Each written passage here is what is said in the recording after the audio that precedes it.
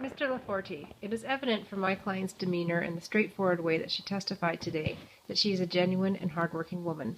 Mrs. Lockley has suffered from depression for many years, due to a combination of unfortunate events in 2004 and 2012, and also in part due to her depression. Mrs. Lockley made a couple of errors in judgment that resulted in criminal convictions. It is important to note that no one was harmed as a result of Mrs. Lockley's actions. In fact, the greatest danger Mrs. Lockley posed was to herself as she attempted to take her own life. As confirmed by Mrs. Lockley's psychotherapist in his medical report, Mrs. Lockley suffers depression and has struggled with substance abuse problems. Through rehab and therapy, she has managed to turn her life around and, in her own words, get her life back on track. Removing her from this course of treatment, as well as her family, would be disastrous for her recovery. Additionally, Mrs. Lockley has testified that she is the sole provider for her aging mother. Issuing a removal order against Mrs. Lockley today would destroy not one, but two lives. Indeed, without Mrs. Lockley's financial support, her mother will almost certainly have to seek social assistance in order to support herself. Mr. Laforte, I have here a copy of an IAD decision, Cousiel versus Minister of Public Safety and Emergency Preparedness, from March of 2009. In this case, the appellant had been convicted of the same crime as Mrs. Lockley, possession of a weapon for a dangerous purpose. Like Mrs. Lockley, Mr. Cousiel also struggled with depression and substance abuse issues. After an admissibility hearing, he was issued a deportation order, which he appealed. At the appeal, the IAD stayed the deportation order. The panel found that while the crime was serious in nature, the appellant should nevertheless be given the opportunity to remain in Canada and undergo treatment.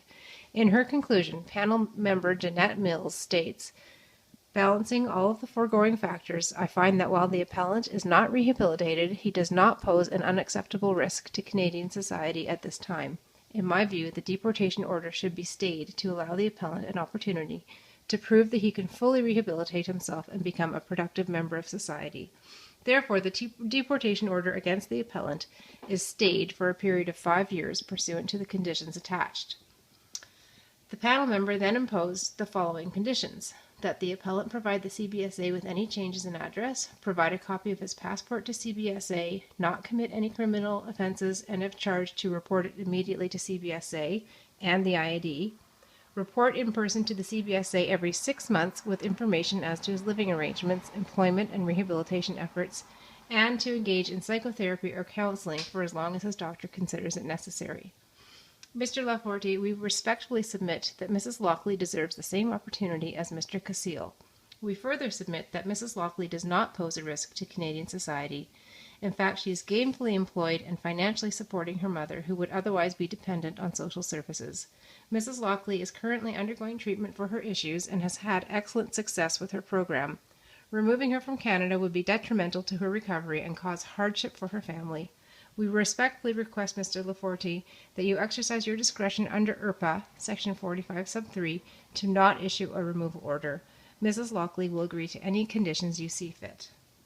Thank you.